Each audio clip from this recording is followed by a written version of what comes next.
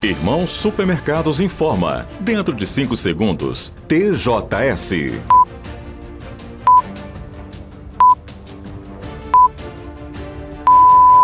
Olá, boa noite. Banco de Alimentos de Caratinga recebe produtos da agricultura familiar por meio do PAA. Deputado estadual Enes Cândido visita Caratinga. Audiência sobre acidente que matou homem em 2024 é realizada no Fórum de Caratinga. Família pede justiça. E Justiça realiza nova audiência sobre a tragédia de Brumadinho com 17 réus por homicídio e crime ambiental. Estes são alguns destaques do TJS desta terça-feira.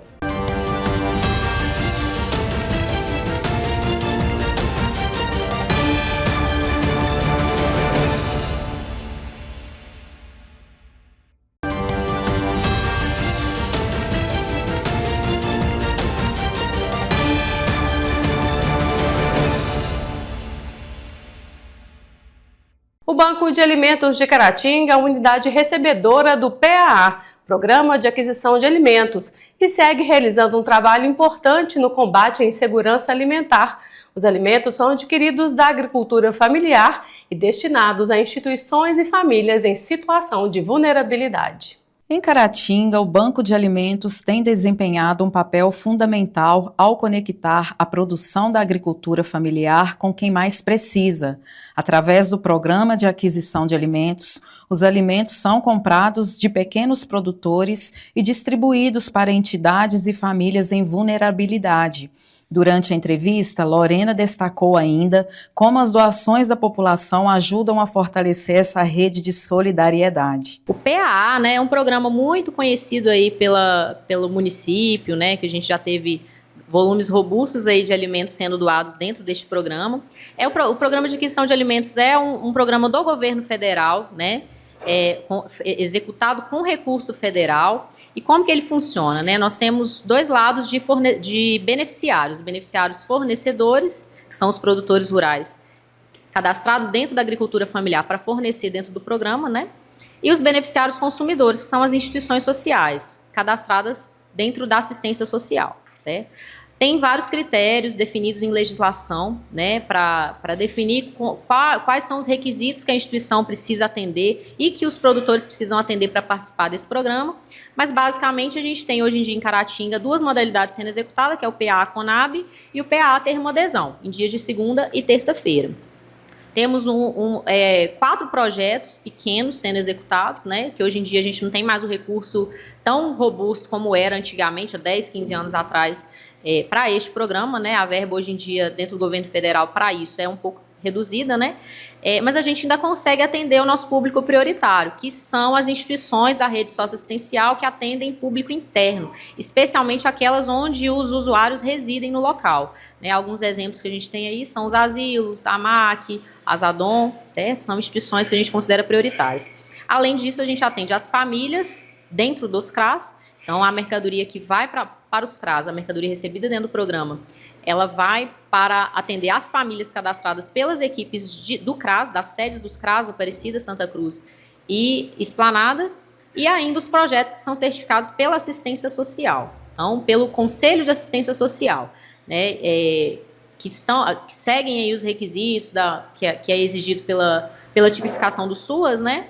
Essas famílias se enquadram aí dentro desses projetos e dentro dos CRAS, certo? E esse cadastramento é feito anual, né? Tem um prazo de cadastramento definido pelo Conselho de Segurança Alimentar, que faz o cadastro dessas famílias. Com relação ao cadastro dos produtores que participam, isso depende muito quando o governo disponibiliza o recurso. Então, o governo abrindo o edital de cadastramento, por exemplo, ou o município conseguindo uma emenda parlamentar para o programa, a gente faz um edital de chamamento desses produtores. Dentro da Conab são inscritas associações, não são CNPJs, né? Associações de agricultores familiares. E dentro do termo adesão, como é conduzido pessoa física, não necessita do CNPJ. Então, são cadastrados produtores rurais independentes, certo? Lorena, e sobre doações, é aceito doações? E se sim, fala um pouquinho sobre a importância de receber essas doações. Sim, com certeza. O banco de alimentos dentro do PAA, ele é a unidade recebedora do programa. Só que essa não é a função principal do banco de alimentos. O objetivo principal do banco de alimentos é captar doações oriundas do desperdício. Essas mercadorias que são excedentes de mercado, né, de supermercados, do CEAS ou dos próprios produtores rurais dentro das propriedades, são mercadorias completamente bem-vindas aqui dentro do banco de alimentos, porque a gente tem metas para captar, né, a gente tem metas de captação aí todo ano, e a gente tem muito público para ser atendido, a gente tem muitas famílias, muitas instituições aí, a gente hoje em dia trabalha com revezamento para conseguir atender todas, né, pelo menos periodicamente aí tem um atendimento fixo a todas elas, mas a gente tem público para ser atendido. Então as doações são o objetivo principal do banco de alimentos enquanto equipamento público de segurança alimentar. Portanto, todo doador é bem-vindo, não tem burocracia para fazer doação para o banco de alimentos, é mesmo só acionar a equipe, né? Em muitos casos a equipe até se desloca para a propriedade rural, se for um excedente dentro da propriedade rural, a equipe se desloca, nós temos veículo para isso, nós temos equipe para isso, para fazer essas doações. E a questão da divulgação, a gente tem sido muito transparente com relação ao trabalho do Banco de Alimentos, porque hoje em dia a gente tem o Instagram do banco, né? @Banco de Alimentos de Caratinga. Dentro desse canal de comunicação, a gente sempre deixa a comunidade, né, a população a par do que está acontecendo, quais são os alimentos recebidos, de que forma estão sendo recebidos, quem está sendo atendido com essas entregas. Então a gente convida toda a população para seguir o Instagram do Banco de Alimentos de Caratinga, né, e ficar a par de todo o nosso trabalho aí que está sendo desenvolvido por meio, né, com apoio aí da Prefeitura de Caratinga. Lorene, e esse programa atende unicamente aqui em Caratinga ou ele se expande aí pela região? Então, ele é feito para atender Caratinga. Só que acontecendo um excedente de mercadoria, por exemplo, se a gente receber uma doação muito grande aqui, aconteceu com a gente no final do ano passado, recebemos mais de 100 caixas de chuchu. Essas 100 caixas de chuchu eu disponibilizei para toda a minha rede cadastrada, para as minhas escolas cadastradas, porque a gente tem as escolas cadastradas também, que não são um público prioritário por elas já terem o recurso do PNAE, mas que a gente pode atender dentro da legislação. Então, havendo produto, a gente pode atender, e interesse também, interesse da parte delas, a gente pode atender.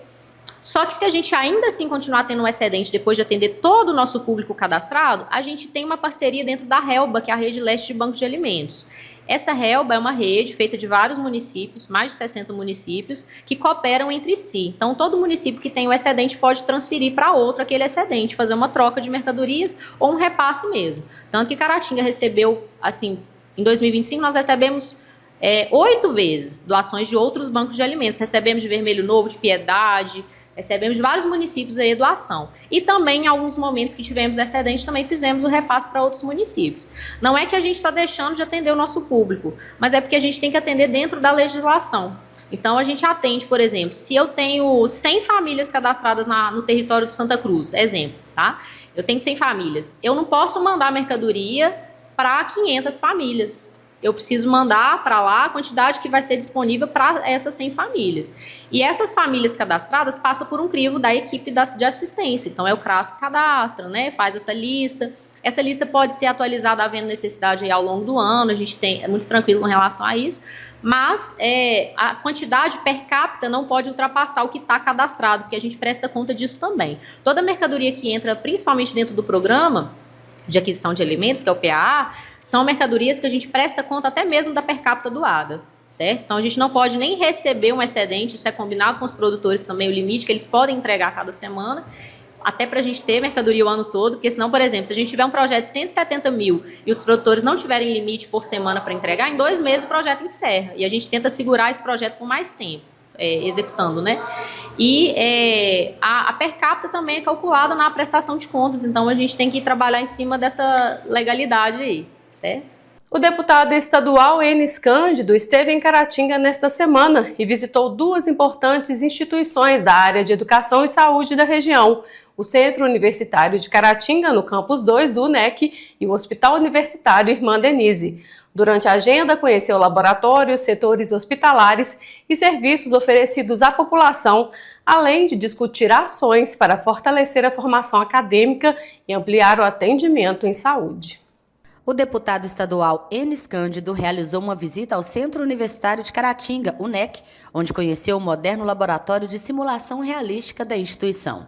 O espaço permite a imersão tecnológica no aprendizado em saúde, utilizando bonecos de última geração que reproduzem sintomas reais, com áudio e reações semelhantes às de um ser humano.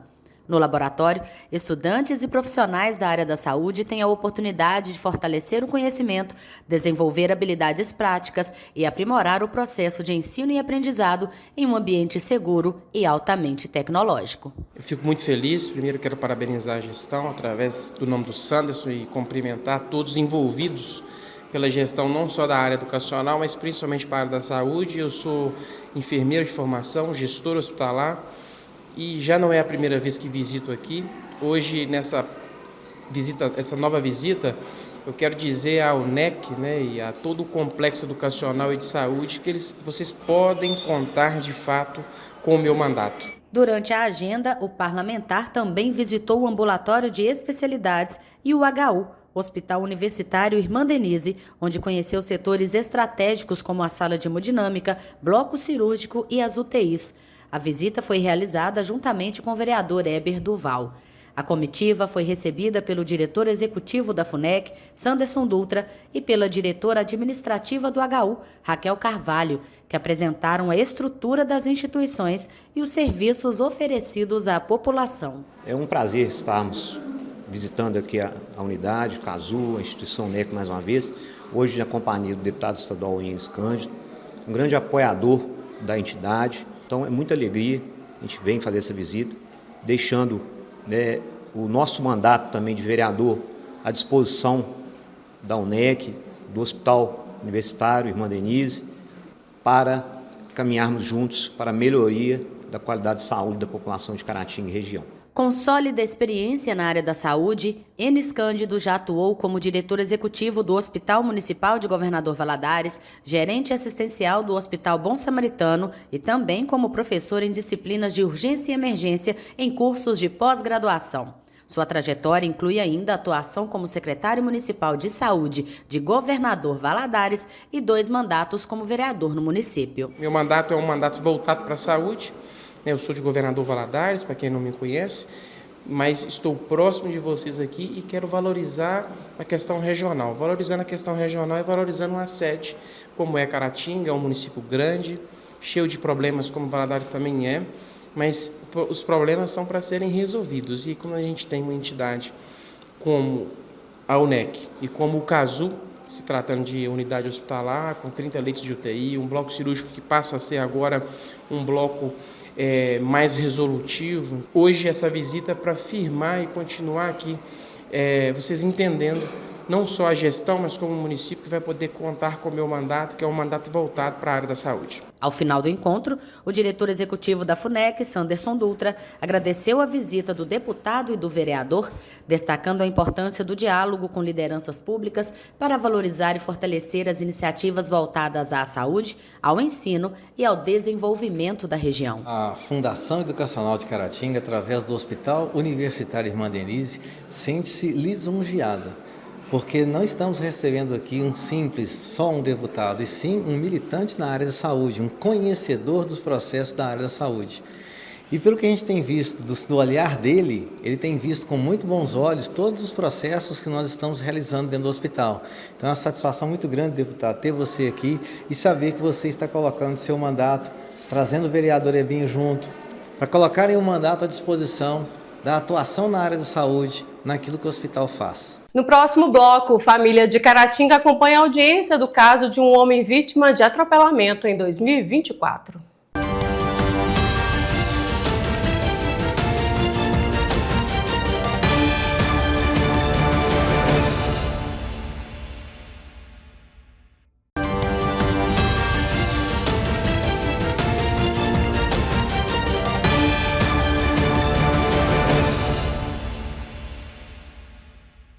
Aconteceu nesta terça-feira, no Fórum de Caratinga, a primeira audiência do processo que apura um acidente registrado em 2024 e que resultou na morte de Marcelo do Carmo Silva, de 38 anos. Familiares estiveram no local acompanhando o andamento do caso e cobrando justiça. A nossa equipe de jornalismo também conversou com o advogado da família. A reportagem é de Adriana Lopes. Familiares de Marcelo do Carmo Silva, de 38 anos, estiveram reunidos nesta terça-feira em frente ao Fórum de Caratinga durante a realização da primeira audiência do processo que investiga o acidente ocorrido em 2024 e que terminou com a morte da vítima. O advogado da família de Marcelo falou sobre os desdobramentos da audiência e a expectativa em relação ao andamento do processo. Na verdade, ainda não acabou. O nosso advogado está lá dentro da sala, a gente está aqui na torcida esperando uma resposta positiva, porque já é 1 ano e 9 meses de espera. Meu cunhado, foi atropelado e morto. A pessoa que atropelou ele não prestou socorro, deixou ele lá morto, não deu assistência nenhuma de qualquer forma, nem financeira, nem emocional à família. A minha sogra tem 81 anos e desde então vem acontecendo muitas coisas. A saúde dela já vem mais debilitada, ela tem tomado mais remédio e ele, Marcelo, o caso é do meu cunhado, ele morava com ela. Ele era surdo, era mudo e ele faz muita falta, faz falta na família, porque não era só, igual às vezes fala assim, mas acontece acidente. Sim, podia ter sido comigo, mas por que não prestou socorro? Por que não ajudou? Porque essa dor da família teria sido menos, porque o Marcelo, ele não era só o Marcelo, ele era tio, ele era primo, ele era filho, ele era irmão.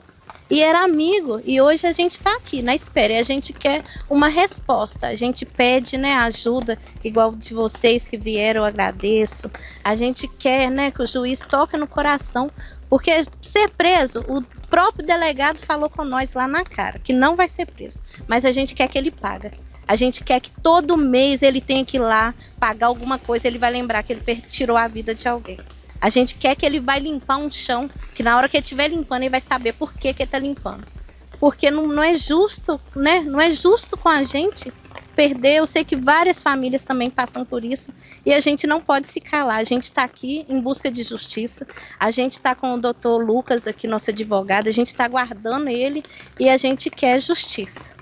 Hoje aconteceu a audiência única no processo, então foram ouvidas ali as testemunhas de acusação, testemunhas do assistente de acusação, que no caso fui eu, constituído pela família da vítima, e também testemunhas de defesa. Ao final, o réu teve a chance de prestar o seu interrogatório, preferiu ficar em silêncio.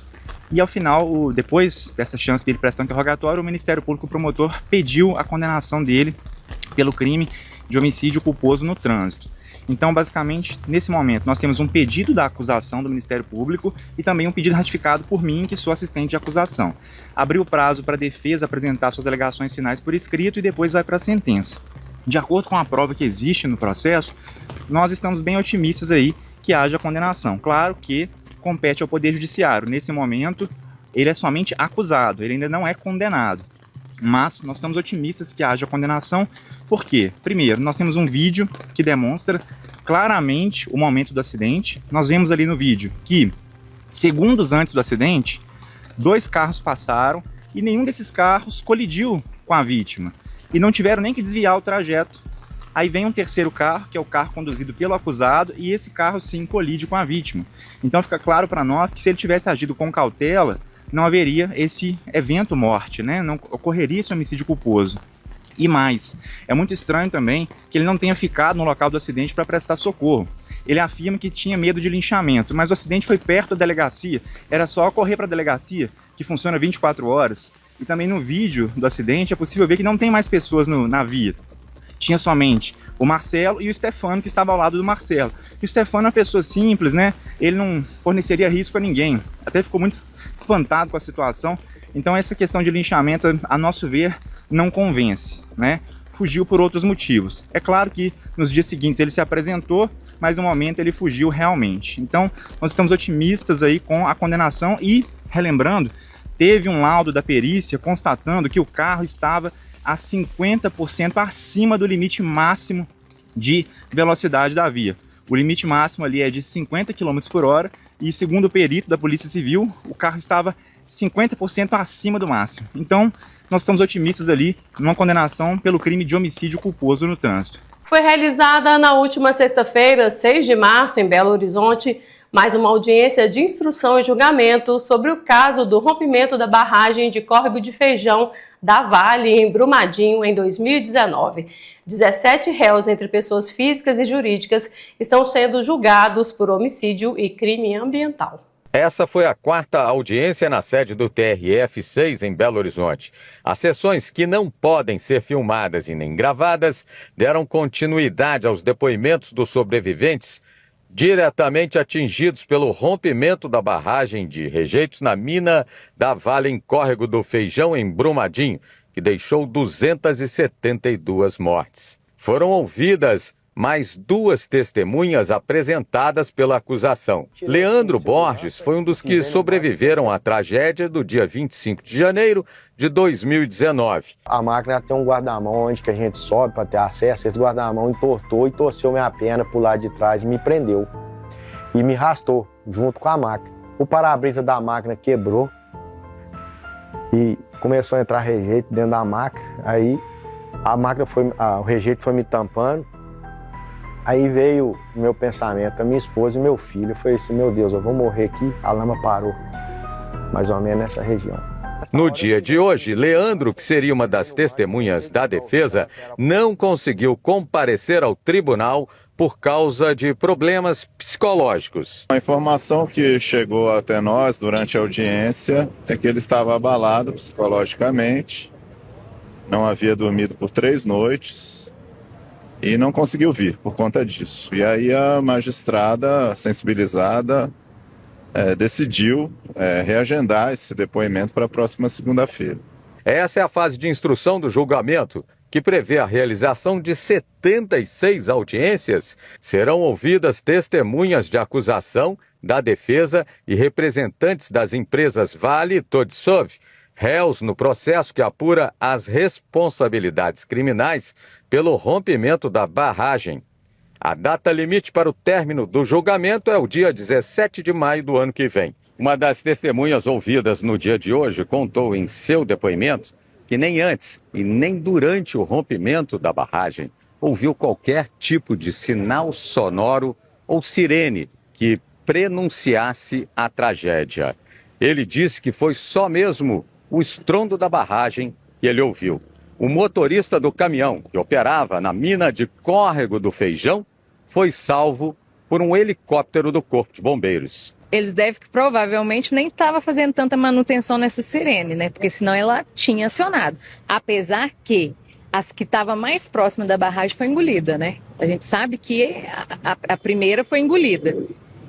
E também a gente sabe, hoje a gente escutou aqui também pelo William, o primeiro que depois, que também foi sobrevivente, que quem correu para rota de fuga, quem usou a rota de fuga, quem correu para ponto de encontro, morreu. Foi onde a lama mais atingiu, foi os pontos. E aí prova mais uma vez que, infelizmente, ou totalmente infelizmente, a Vale não colocava a vida em primeiro lugar. Porque senão ela tinha tirado os funcionários de lá. E nesta Semana da Mulher fica a reflexão. Desde cedo, muitas mulheres são educadas para o cuidado e as tarefas domésticas. Mas essa dedicação não impediu sonhos maiores, como a luta contra o sexismo, a violência, o discurso de ódio e conquista de espaços pela competência.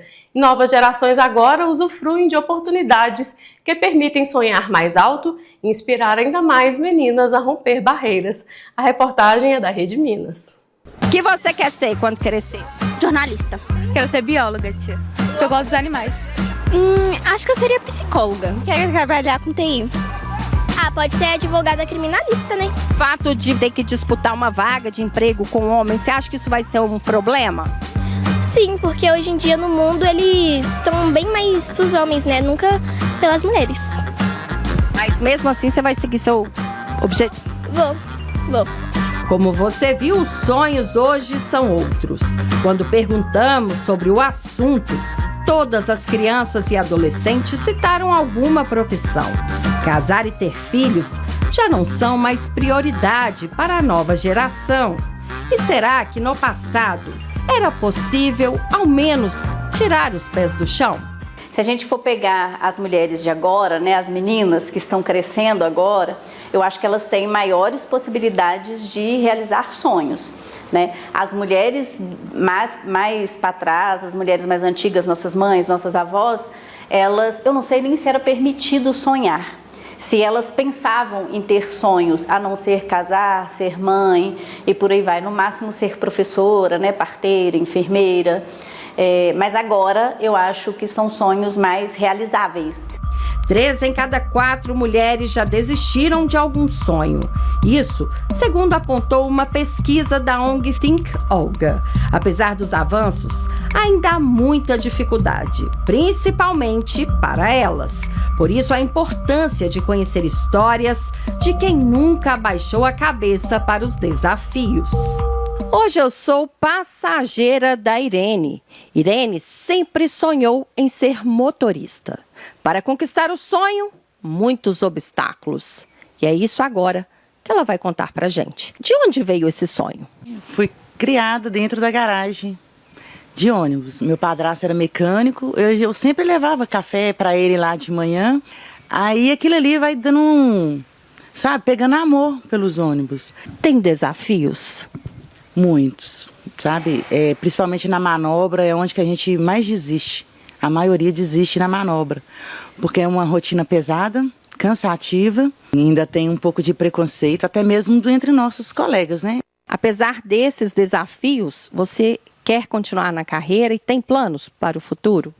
Eu gosto do que faço, eu amo, A gente tem outra oportunidade, mas eu me apeguei muito ao coletivo, porque eu gosto do que eu faço.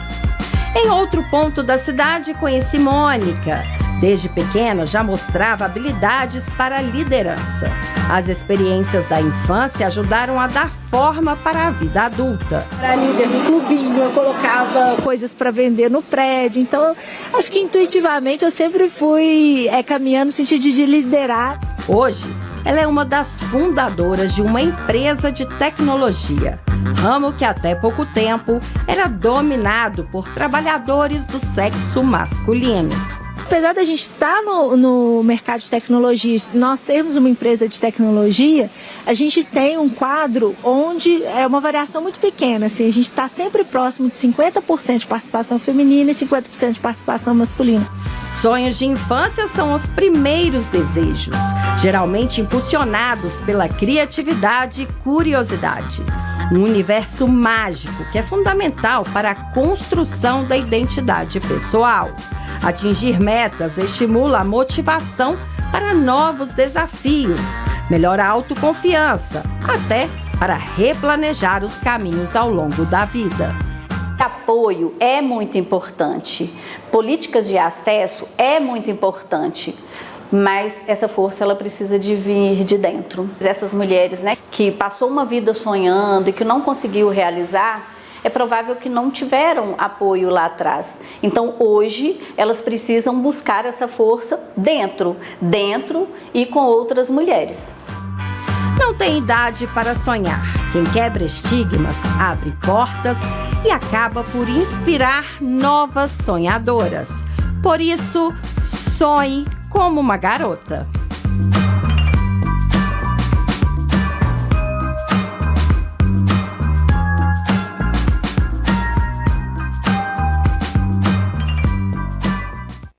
E a seguir, mineiras e empreendedoras ganham crédito com juros baixos e consultoria gratuita no mês de março.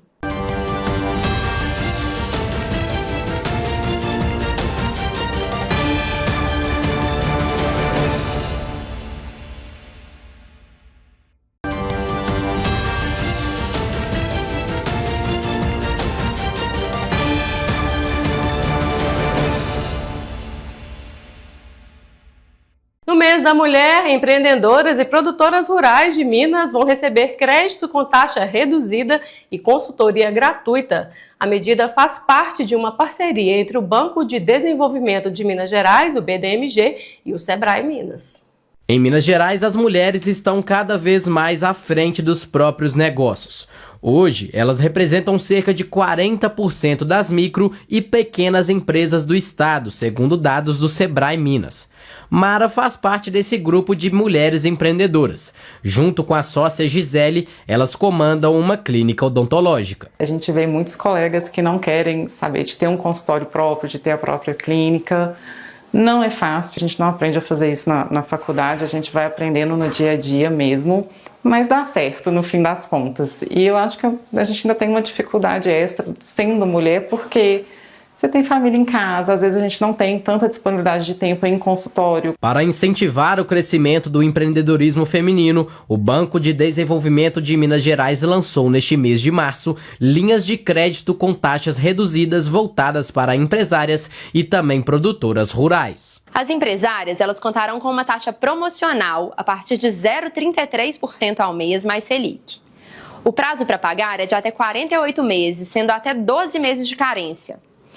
Com isso, as empresárias têm fôlego para investir em seus negócios e colher retorno disso, antes de começar a pagar as parcelas do financiamento. Em 2025, o BDMG liberou mais de 73 milhões de reais em crédito para cerca de 1.200 empresárias mineiras. Iniciativas como essa ajudam a incentivar as empreendedoras e movimentar a economia do estado. O empreendedorismo é também um caminho de autonomia e liderança para as mulheres mineiras. Uma preocupação do governo de Minas é criar condições para que elas transformem ideias em negócios e para que levem soluções ao mercado e tirem seus projetos do papel. O crédito foi fundamental para o aprimoramento e crescimento da clínica de Mara, que pôde notar a diferença no sorriso dos clientes. Nós pegamos crédito nessas 2 últimas vezes para poder investir no equipo e para um ajuste de fluxo de caixa também.